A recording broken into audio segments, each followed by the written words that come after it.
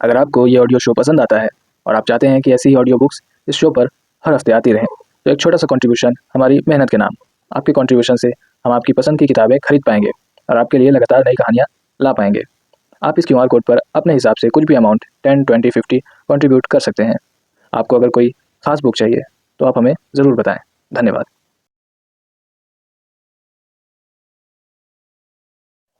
नमस्कार, स्वागत है आपका पढ़ा करो सुना करो में।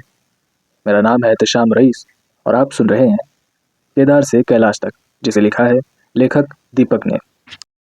अध्याय 2। मैं सुबह सामान्य रूप से उठा और दिन की यात्रा के लिए तैयार हो गया। मैं कल धूम्रपान न करने के स्वनिर्मित वादे को पूरा करने में सक्षम रहा था और मुझे इस पर गर्व महसूस हुआ, लेकिन अब मुझे सिगरेट की ज़रूरत थी। मैं बस स्टेशन की ओर गया और चेक किया कि क्या कोई जीप या टैक्सी जाने के लिए तैयार है। सुमन और कार्तिक का कोई भी नामो निशान नहीं था। वैसे भी अभी 7:40 ही बजे थे और मैं थोड़ा जल्दी पहुंच गया था। कोने पर एक जीप खड़ी थी और एक व्यक्ति उसकी विंडशील्ड की सफाई कर रहा था, जो जीप के मालिक और चालक की तरह लग रहा था। मैं उनके पास गया और पूछा कि अगर वह ऋषिकेश या हरिद्वार जा रहा है। हाँ, गाड़ी भरते ही चलेंगे, उसने मुझे देखे बिना जवाब दिया। मैंने गाड़ी अंदर झाँका। आगे की सीट पर 2 यात्री और चालक बैठ सकते थे।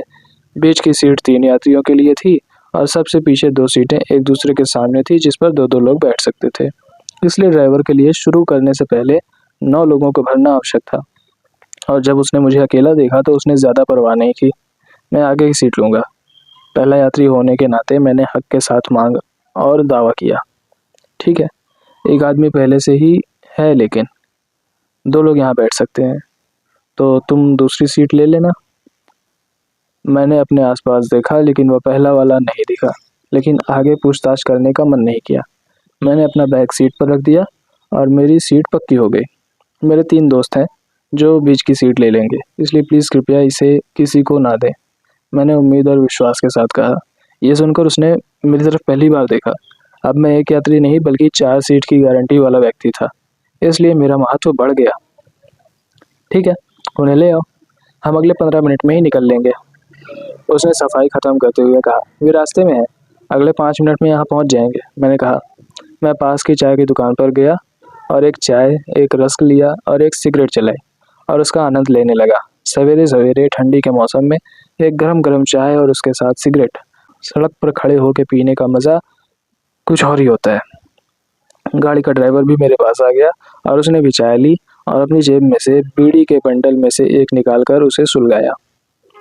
तुम कहाँ तक जाओगे, उसने पूछा। शिवपुरी। सुनिए, अगर आप शिवपुरी भी उतरोगे तब भी किराया ऋषिकेश तक का ही लगेगा, उसने यात्रा की शर्त को बहुत स्पष्ट कर दिया। ठीक है, मुझे पता था कि उसे शिवपुरी से कोई यात्री नहीं मिलेगा और मेरे पास और कोई विकल्प भी नहीं था। तभी 2 स्थानीय लोग भी आ गए जिन्हें उस गाड़ी में जाना था। ड्राइवर ने उन्हें बताया कि आगे और बीच की सीटें पहले ही ली जा चुकी हैं और वे सबसे पीछे की सीट पर बैठ सकते हैं। उन्हें रुद्रप्रयाग तक जाना था और उन्होंने वह सीट ले ली।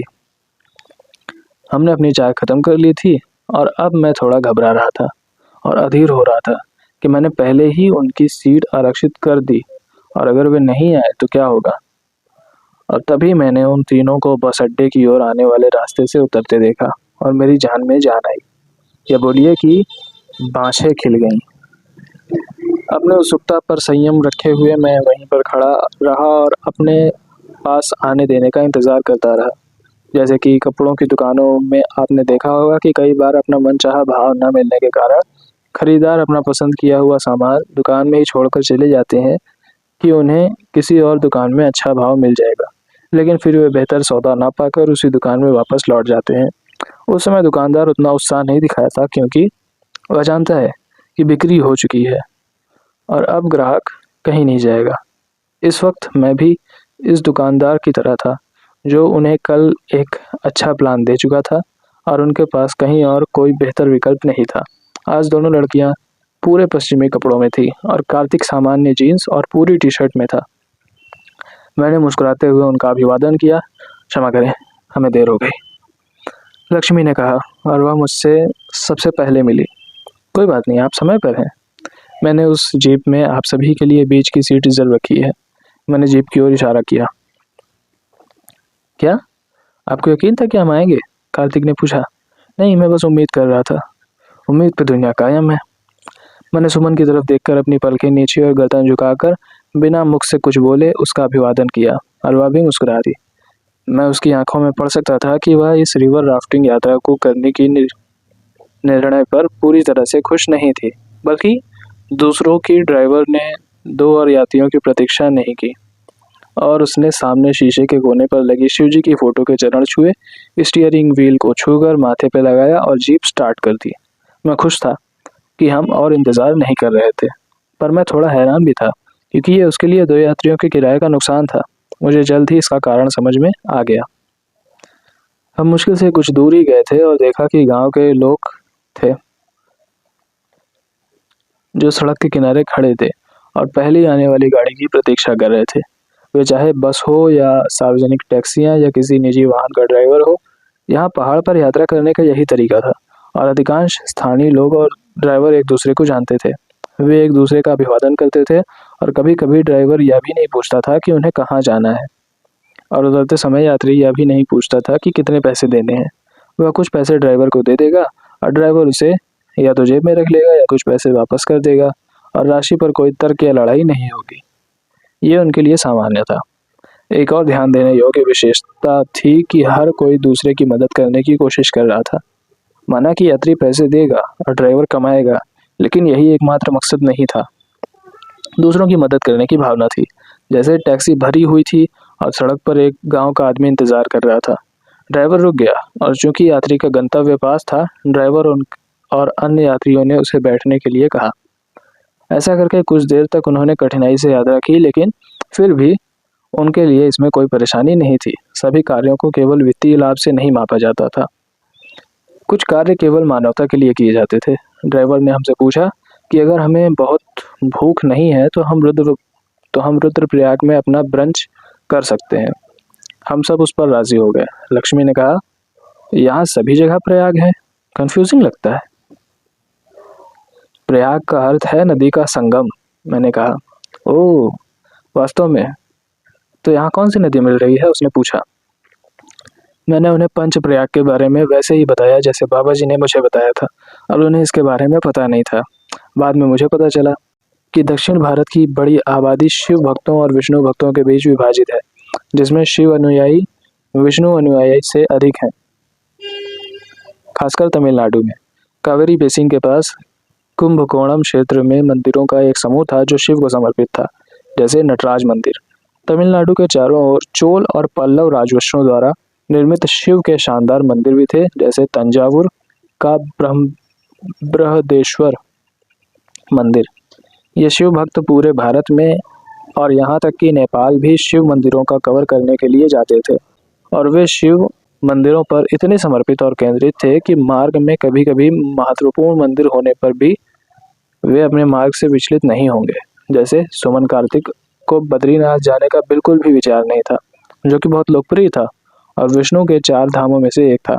इसी तरह वे राफ्टिंग, पंचप्रयाग, गंगा और उसकी सहायक नदियों और इस खूबसूरत शानदार परिदृश्य में पड़ने वाले अन्य सभी महत्वपूर्ण स्थानों के बारे में ज़्यादा नहीं जानते थे। लगभग 4 घंटे के बाद हम रुद्रप्रयाग पहुंचे और ड्राइवर ने एक अच्छे ढाबे पर टैक्सी रोक दी, जहां से घाटी का अच्छा नज़ारा देखा जा सकता था। यह हमारा एक साथ दूसरा भोजन होगा, इसलिए हम सभी एक दूसरे की कंपनी में सहज थे।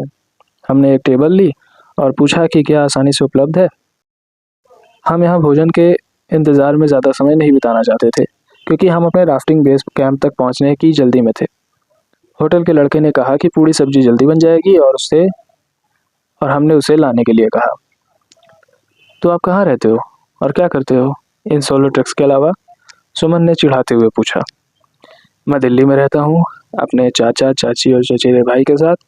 मेरे माता पिता और छोटी बहन चंडीगढ़ में रहते हैं। मैं एक सॉफ्टवेयर कंपनी में टेस्टिंग का काम करता हूँ, मैंने कहा। और आप सब? हम मदुरई से हैं। आप जानते हैं कि मदुरई कहाँ है? सुमन ने पूछा। मैं ठीक से तो नहीं जानता, लेकिन आपने पहले कहा था कि आप तमिलनाडु से हैं, इसलिए ये तमिलनाडु के शहरों में से एक होगा। हाँ, यह तमिलनाडु का तीसरा सबसे बड़ा शहर है। ये भारत के सबसे पुराने शहरों में से एक है। ओह ग्रेट, तो आप सब वहाँ रहते हैं? नहीं, हम मदुरई से हैं, लेकिन अब हम बैंगलोर में रहते हैं। हमारे माता पिता मदुरई में हैं। एकमात्र शहर जिसे एक उत्तर भारतीय दक्षिण भारत में बहुत अच्छी तरह से जानता है वह है Bangalore. IT capital, software capital, pub capital, Bharat में सबसे अच्छे मौसम वाला शहर। कहते हैं पूरा शहर ही एयर कंडीशनड है और सबसे हैपनिंग वाली जगहों में से एक। और आप सब क्या करते हैं? मैं एक सामाजिक कार्यकर्ता हूँ और एक एनजीओ के लिए काम करती हूँ, सुमन ने कहा और कार्तिक की ओर अपना परिचय देने के लिए देखा। मैं इसरो में काम करता हूँ। मैं एक सिस्टम डिज़ाइन इंजीनियर हूँ, उन्होंने कहा। मेरी एमएससी का यह लास्ट आखिरी साल है। आईआईएससी से कर रही हूँ, लक्ष्मी ने कहा।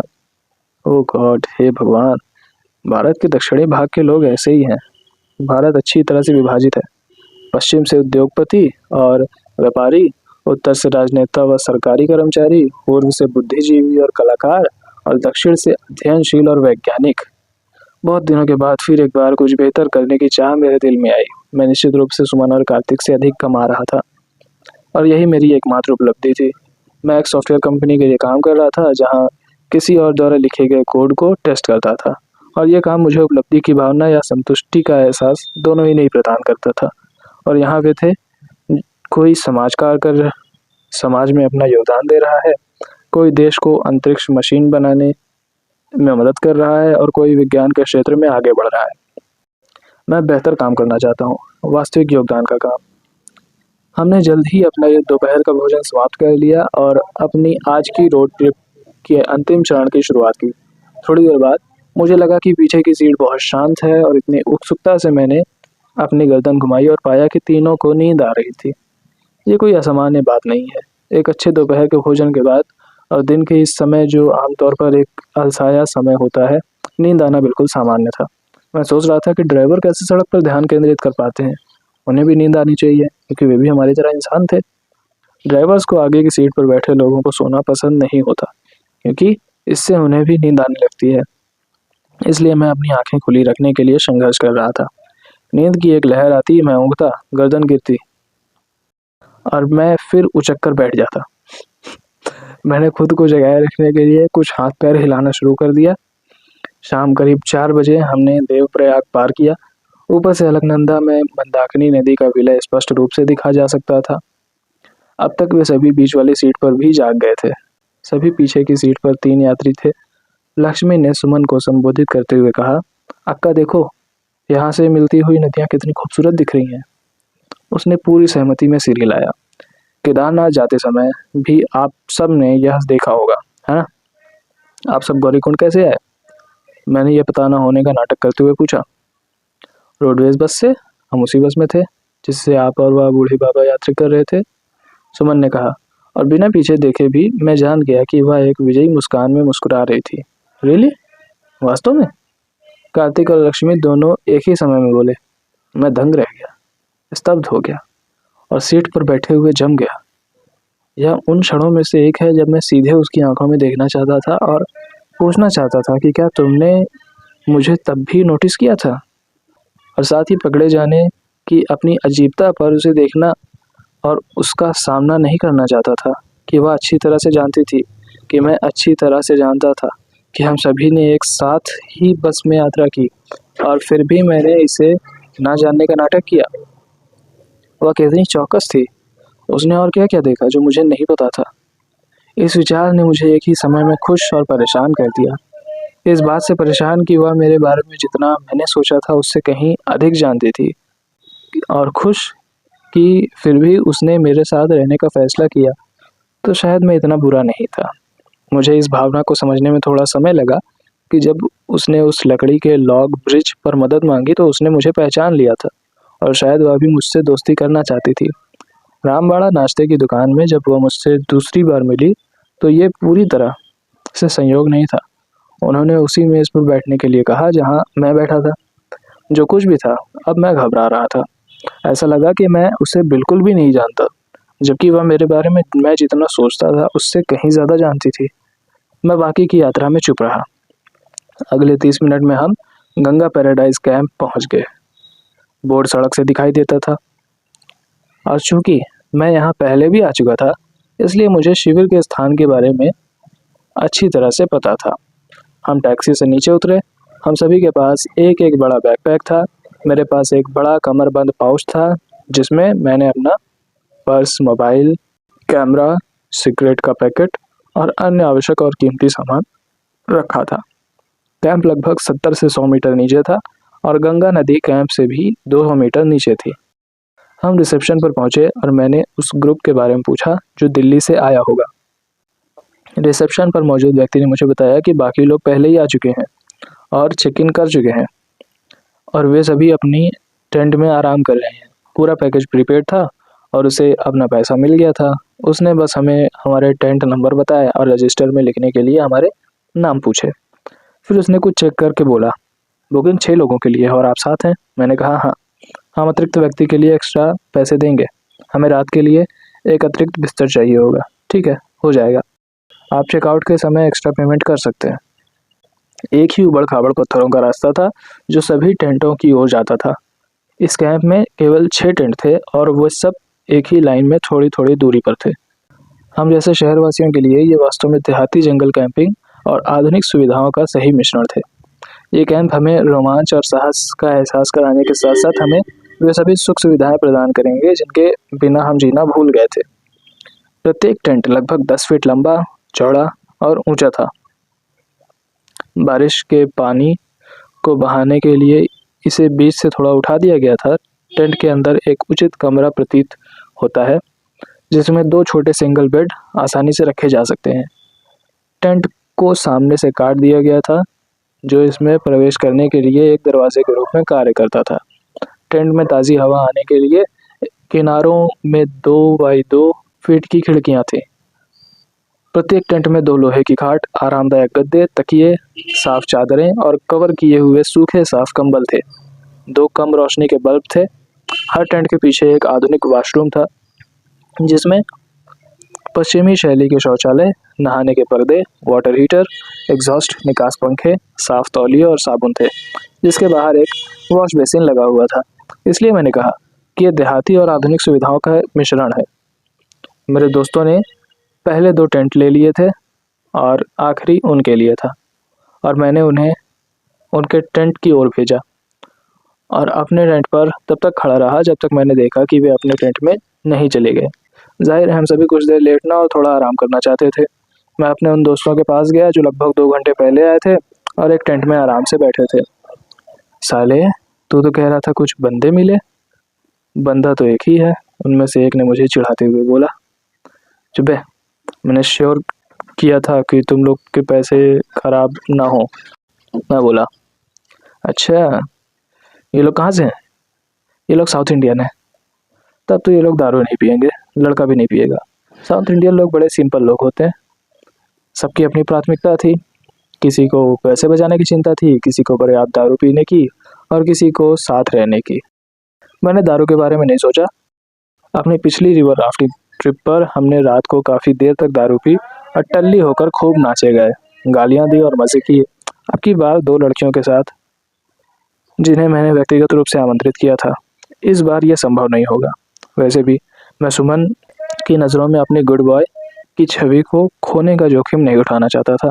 कोई बात नहीं, मैं किसी तरह संभाल लूँगा, मैंने अपने आप से कहा। 1 घंटे के आराम के बाद मुझे कुछ राहत मिली और ताजगी का एहसास हुआ और मैं टेंट से बाहर आ गया। पहले ही अंधेरा हो चुका था और सभी टेंट भरे हुए थे क्योंकि सभी टेंट से लाइट आ रही थी। होटल के लड़के ने हमें बताया कि 8 बजे तक रात का खाना लग जाएगा और हमें रिसेप्शन एरिया में जाना होगा जहां रसोई और डाइनिंग एरिया था। कैंप वाले आमतौर पर खाना टेबल पर रख देते थे और लोग अपने समय पर जाकर खा सकते थे। ये रूटीन हम जैसे लोगों के लिए बना था जो पहले पीना और फिर खाना चाहते थे।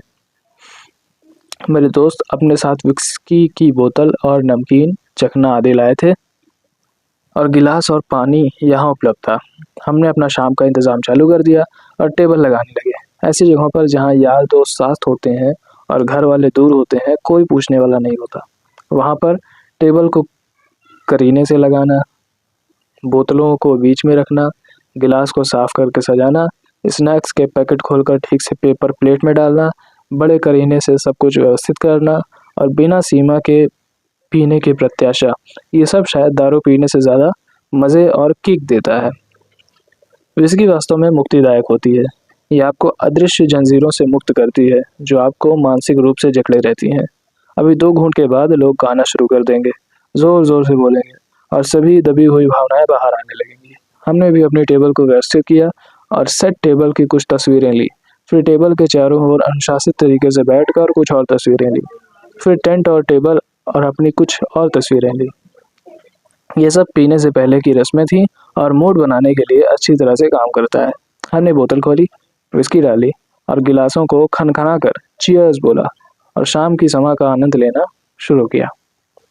मैं उनके टेंट की ओर मुंह करके ऐसे बैठ गया जैसे ही कोई टेंट से बाहर निकलेगा मुझे सामने से दिखेगा। लगभग 15-20 मिनट के बाद जब हम अपना पहला गिलास खाली कर रहे थे तब लक्ष्मी और कार्तिक टेंट से बाहर आए और अपनी कुर्सियों पर बैठ गए। थोड़ी देर में सुमन भी बाहर आ गई और अपने टेंट के सामने छोटी सी चहलकदमी करने लगी। मैं उठकर उनके पास गया और कहा कि वे हमारे साथ आकर बैठ सकते हैं। उन्होंने विनम्रता से मना कर दिया और कहा कि उन्हें कोई परेशानी नहीं है। मैंने उनसे कहा कि वे कम से कम मेरे दोस्तों से मिल तो लें और कुछ नाश्ता कर लें। वे तीनों हमारी मेज़ पर आए और मैंने उन्हें अपने दोस्तों से मिलवाया और उन सभी के बीच मैत्रीपूर्ण अभिवादन का आदान प्रदान हुआ और वे वापस अपनी मेज़ पर चले गए। मैंने अपनी कुर्सी उठाई और जाकर उनके टेंट में जहाँ वे बैठे थे वहाँ रख दी और सुमन से कहा, आप आराम से बैठो, आप लोगों को दिक्कत होगी। नहीं, हम अपना इंतज़ाम कर लेंगे। जो लोग दारू पी रहे होते हैं वे केवल पीने की परवाह करते हैं और मेज़, कुर्सी, नाश्ता, भोजन, रोशनी आदि की कोई चिंता नहीं होती। मैं अपने दोस्तों के पास वापस तो आ गया लेकिन अच्छा महसूस नहीं कर रहा था। बाहर से मैं यहाँ अपने दोस्तों के साथ था लेकिन अंदर से मैं उसके साथ रहना चाहता था। थोड़ी देर के बाद मैंने अपना गिलास खाली किया, एक अलग पेपर प्लेट में कुछ स्नैक्स लिए और अपने दोस्तों से कहा कि वे जारी रखें, मैं कुछ समय में वापस आ जाऊँगा। मैं उनकी मेज़ पर गया और स्नैक्स को टेबल पर रख दिया और कहा, होप मेरे यहाँ बैठने से आप लोगों को कोई एतराज़ तो नहीं है? नहीं, बिल्कुल नहीं, लेकिन हमारे बारे में चिंता मत करो और आप अपने दोस्तों के साथ बैठ सकते हैं। नहीं, मैं यहाँ ठीक हूँ, थैंक्स, धन्यवाद। यदि आप हमारे साथ यहाँ बैठेंगे तो आप सभी मौज मस्ती और ड्रिंक से चूक जाएंगे, सुमन ने हंस के चिढ़ाते हुए कहा। नहीं, मैं ड्रिंक नहीं कर रहा था, मैंने झूठ बोला। ड्रिंक नहीं कर रहा था या अपना कोटा पूरा कर लिया? उसने कहा और हंसने लगी। उसके माता पिता ने उसका नाम सुमन ठीक रखा था। वह जब भी हंसती थी तो चारों तरफ फूल से बिखेर देती थी। मैं उसे बताना चाहता था कि मेरे दोस्त मुझे टैंकर कहते हैं जब पीने की बात आती थी, लेकिन ये लोग उस कुड़ी की शेखी बगाड़ने के लिए सही श्रोता नहीं थे। इस परिस्थिति में यहाँ काम का मतलब अधिक था। नहीं, मैंने बस एक छोटा सा पैक अपने अन्य दोस्तों की कंपनी के लिए पिया था, मैंने कहा। मैं टेंट के सामने ऊंची जगह पर बैठ गया। विस्की के बारे में सबसे अच्छी चीज़ों में से एक ये था कि ये आपके अंदर से एक ईमानदार व्यक्ति को बाहर निकालती है। इसमें इतनी सारी अच्छाइयाँ हैं कि मुझे नहीं पता कि विस्की को बुरा क्यों माना जाता है। सुमन जी, रामबाड़ा में आपने ज्योतिर्लिंग दर्शन के बारे में कहा था जिसके लिए आप लोग तमिलनाडु से एक लंबा सफ़र तय कर के यहाँ आए हैं। क्या ये केदारनाथ मंदिर कुछ खास है जो इसे अन्य शिव मंदिरों से अलग बनाता है? मैंने सुमन से बिना किसी ज्ञान के ढोंग के सबसे ईमानदारी से और मासूमियत से पूछा। मुझे लगा कि उसे मेरी ईमानदारी पसंद आई क्योंकि उसने मेरे ना जानने का कोई मजाक नहीं बनाया। सुनो रौनक, मुझे सिर्फ सुमन बुलाओ, सुमन जी नहीं, उसने मांग की। मैंने उसकी ये बात ठीक से मान ली। पहले तो तुम शिवलिंग के बारे में जानो और फिर मैं तुम्हें ज्योतिर्लिंग के बारे में बताती हूँ। और उसने बतलाना शुरू किया। भारत में हजारों शिव मंदिर होंगे लेकिन शिवलिंगों की संख्या अनगिनत है। शिव पूरे भारत, नेपाल और पूरी दुनिया में रह रहे हैं। भारतीयों के लिए एक पूजनीय देवता है लेकिन प्रायः शिवलिंग को शिव की मूर्ति या फोटो से भी अधिक शक्तिशाली माना जाता है। इन शिवलिंगों को कभी कभी किसी मंदिर के अंदर भी नहीं रखा जाता।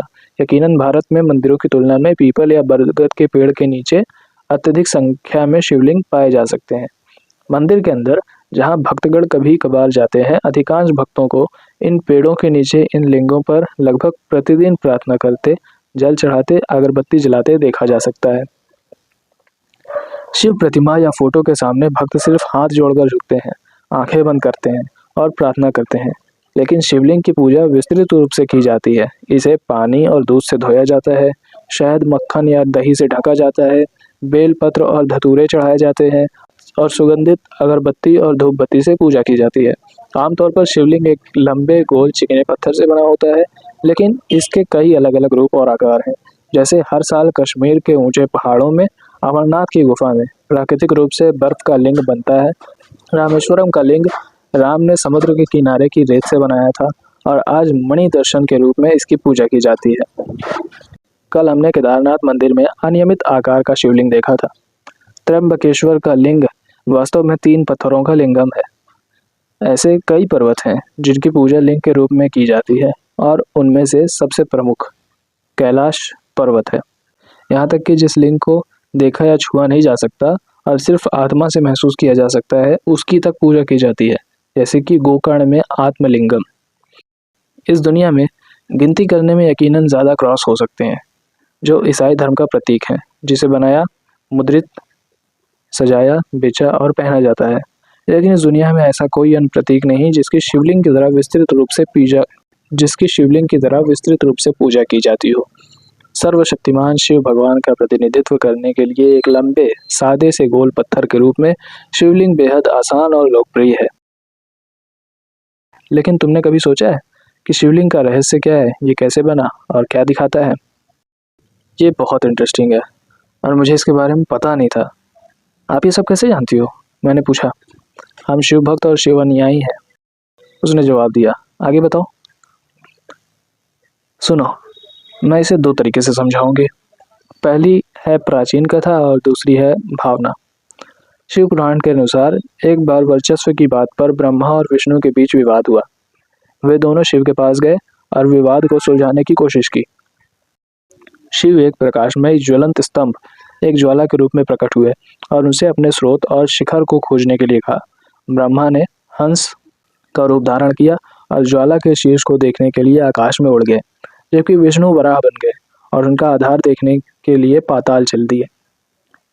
उन दोनों ने पूरी आकाश और पाताल की यात्रा की, लेकिन स्रोत और शिखर को नहीं खोज सके और दोनों ने यह स्वीकार किया कि यह शिव है जो सर्वोच्च है। अब ये जानो कि यह लिंग का रूप कैसे आया। ये उग्र ज्वलंत स्तंभ लिंगम के आकार का था, जहाँ से शिव निकले थे।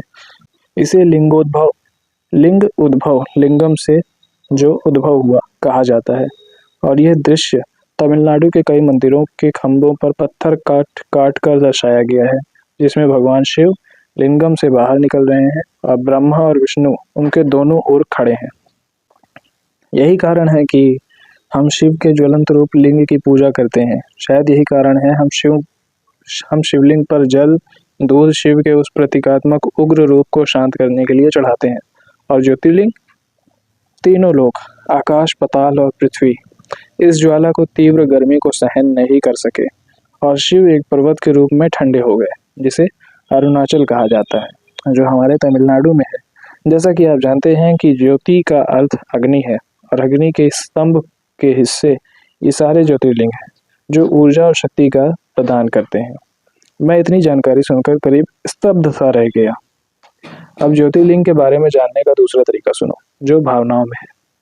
जब आप किसी ज्योतिर्लिंग के दर्शन करते हैं, जैसा कि आपने केदारनाथ में अनुभव किया होगा, तो एक अदृश्य ऊर्जा, एक शक्ति और निर्विवाद सर्वशक्तिमान का वर्चस्व आप पर पूरी तरह से छा जाता है, हावी हो जाता है। आप उसके अधीन होने का अनुभव करते हैं और इस अधीनता से आप और भी अधिक शक्तिशाली और बलशाली निकलते हैं।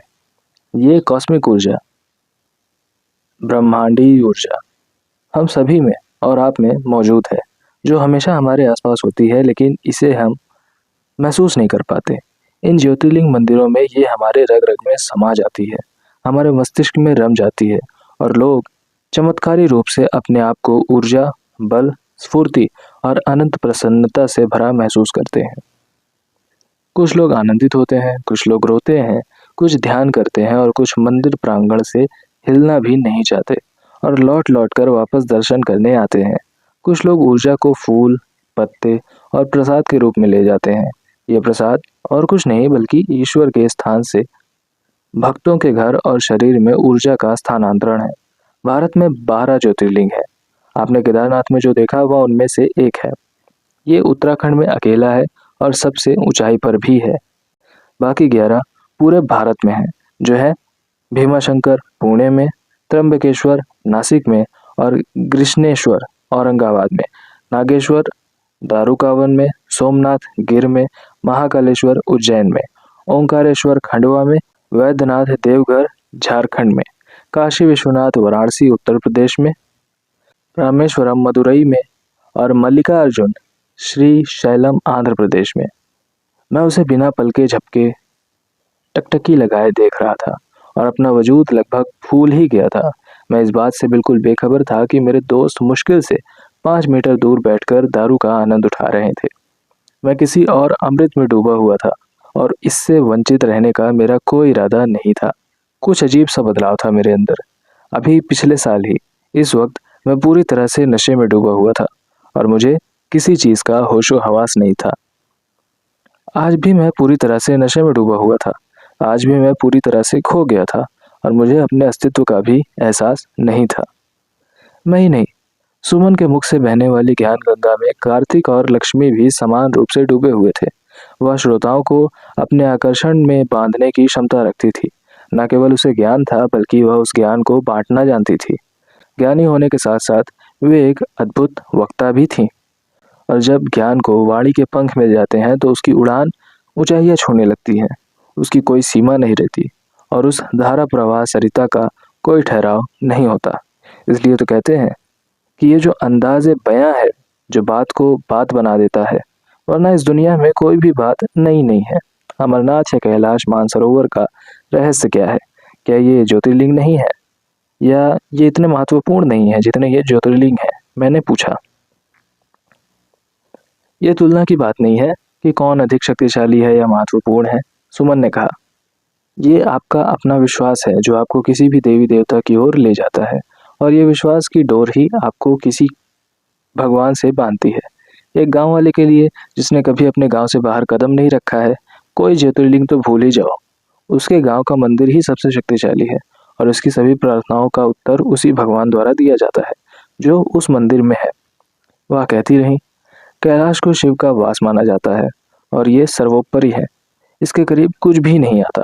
अमरनाथ वह जगह है जहाँ हर साल एक प्राकृतिक बर्फ का शिवलिंग बनता है। क्या आपने सभी ज्योतिर्लिंग के दर्शन किए हैं? मैंने फिर से पूछा। नहीं, मेरे माता पिता मुझे बताते हैं कि वे मुझे 2 बार रामेश्वरम ले गए, लेकिन मुझे इसमें से कोई भी याद नहीं है। इसलिए मैं केदारनाथ को अपना पहला ज्योतिर्लिंग दर्शन मान रही हूँ। मैं खुद रामेश्वरम जाऊंगी और फिर इसे पूरा मानूंगी, उसने उत्तर दिया। क्या आप सभी 12 ज्योतिर्लिंग दर्शन को पूरा करने के मिशन पर हैं? मैंने उत्सुकता से पूछा। मेरे सवाल पर वह एक पल के लिए रुकी।